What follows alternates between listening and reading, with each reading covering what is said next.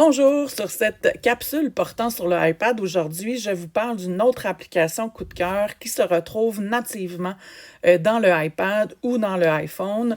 Il s'agit de Traduire. Donc, je crois que c'est une application qui peut faire vraiment une différence dans chacun de vos milieux, autant au niveau de la direction, l'accueil des élèves issus de l'immigration, pour les enseignants, dans les échanges avec les parents ou dans les rencontres de parents, par exemple.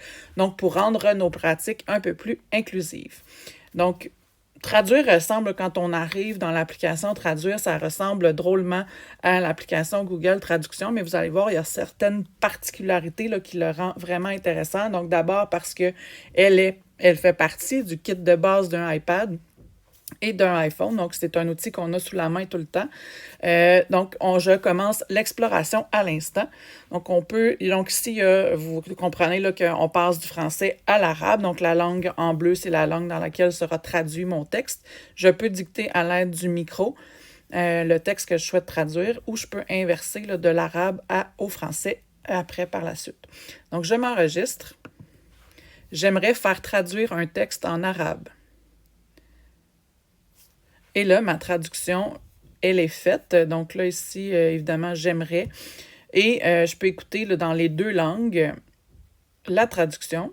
أود ترجمة نص إلى اللغة العربية. Et par la suite, là, je pourrais le copier puis le mettre dans une communication. Je pourrais le mettre dans les favoris. Donc, il va s'afficher ici, le français-arabe, l'historique des discussions, parce que vous pouvez continuer les échanges, là, ici, par exemple, en dictant. Donc, ça peut être une genre de conversation, mais il y a aussi la conversation qu'on explorera tout à l'heure. Vous pouvez, par la suite, là, changer la langue. Donc, vous pourriez avoir plusieurs communications là, pour différents parents, une petite formule de salutation ou quelque chose du genre. Par la suite, une belle particularité, c'est l'appareil photo. Donc, l'appareil photo permet en temps réel, donc si un parent ou un élève circule avec un appareil, pourrait se faire traduire les affiches dans l'école, les documents qu'ils ont à lire en temps réel.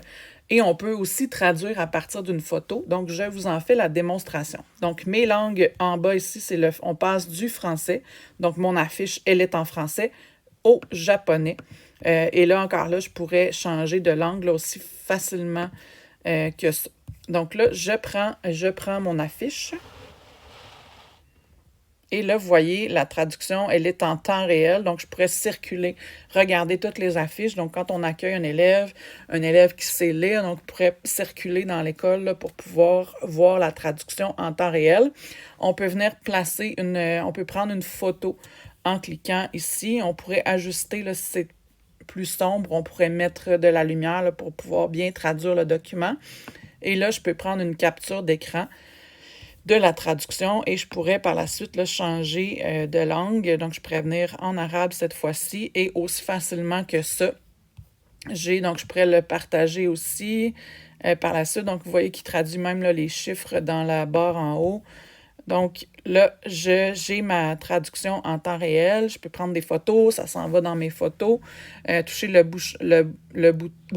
bouton déclencheur pour mettre en pause. En fait, c'est le bouton déclencheur ici pour mettre en pause. Et par la suite, on peut venir traduire une photo. Donc là, je vais sortir d'ici. Je vais choisir, j'avais pris dans mes photos. Donc là, je vais prendre une photo. Donc ici, j'ai une capture d'un livre. Donc là, vous voyez, c'est une page d'un livre qui est en français. Là, vous allez voir avant de... donc, français. Donc là, c'est ce qui est écrit. Nous étions pour la deuxième fois.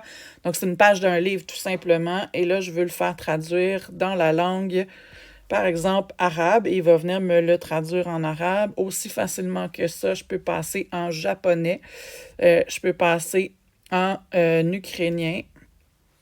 Et voilà, donc ça se traduit aussi facilement que ça. Donc, ça peut être un document qu'on donne lors de la rencontre de parents, etc. Donc, ça, c'est une page d'un livre que j'avais pris en photo tout simplement avec mon iPad. Par la suite, on va aller explorer conversation. Donc, ici, il y a deux façons de présenter l'information. Donc, il y a le face-à-face. comme ça. Donc là, vous voyez, il y a un endroit pour la... Donc, si on a un échange face à face avec une personne, avec un élève, avec un parent, on tourne le iPad et là, on a les deux côtés là, avec la langue. Donc là, ici, si je veux parler, je peux dire « J'aimerais connaître ton nom ». Et la personne de son côté pourra lire ce que je lui ai dit. Me gustaría saber tu nombre. Et là, de son côté, il pourrait dire une phrase aussi je suis contente d'échanger avec vous. Et là, il pourra écouter. Estoy feliz de intercambiar con ustedes. Donc, c'est vraiment un outil là, qui peut faciliter notre quotidien avec les élèves issus de l'immigration. Donc, on pourrait faire traduire automatiquement, écouter les traductions. Et on a aussi le mode conversation comme ça, là, mais je trouve que ça... Donc, si on pourrait se passer l'appareil, mais le mode face-à-face là, qu'on vient voir dans la présentation ici, c'est vraiment très intéressant.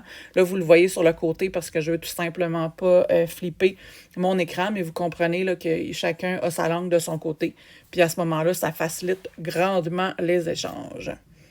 Alors, j'espère que vous ferez une belle exploration de cet outil.